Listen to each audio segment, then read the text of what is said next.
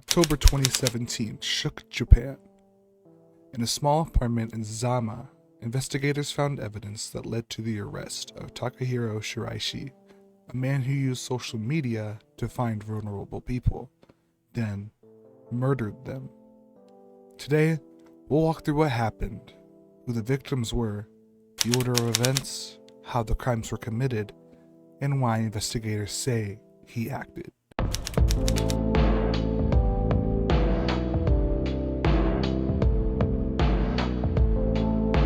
Takahiro Shiraishi was a 27-year-old who moved into a tiny studio apartment in Zama, Kanagawa in August 2017. He previously worked as a scout who recruited women for the nighttime entertainment industry.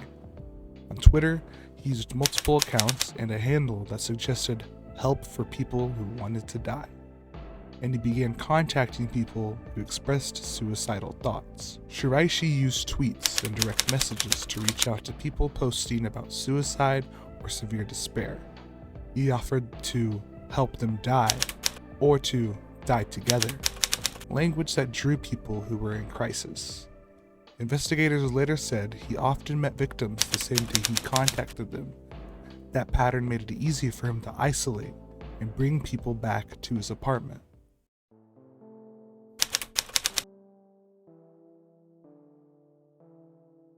Police and media identified the 9 victims.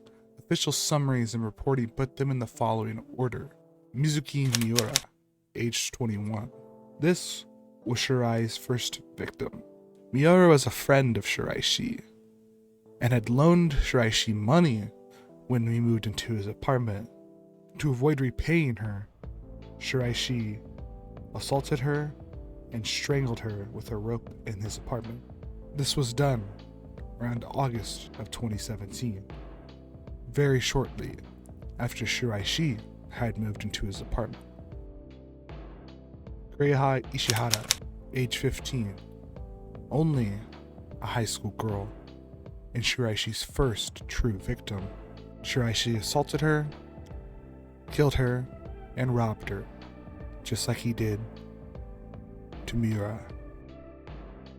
Shogo Nishinaka, age 20. Nishinaka was not one of Shiraishi's normal targets.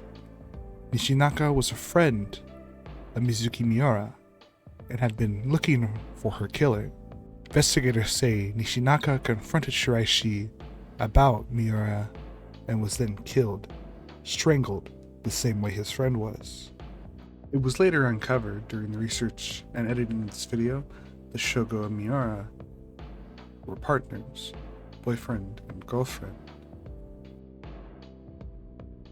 Hinako Sarashina, age 19, assaulted, strangled, robbed.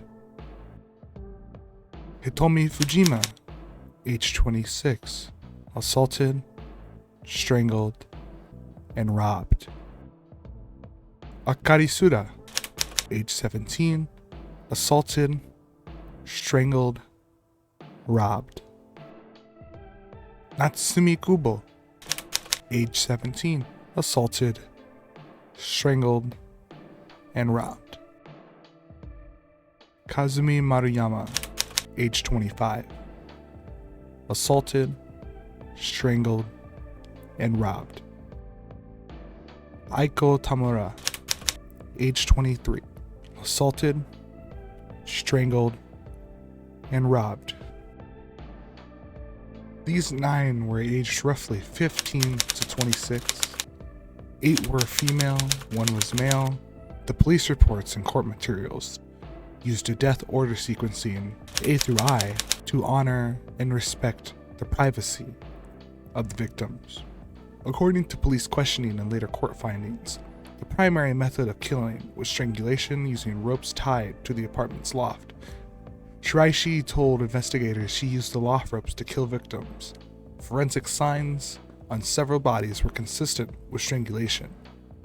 After the murders, prosecutors say Shiraishi dismembered several bodies and stored remains in coolers and boxes inside the apartment, steps he later admitted in interviews and at trial.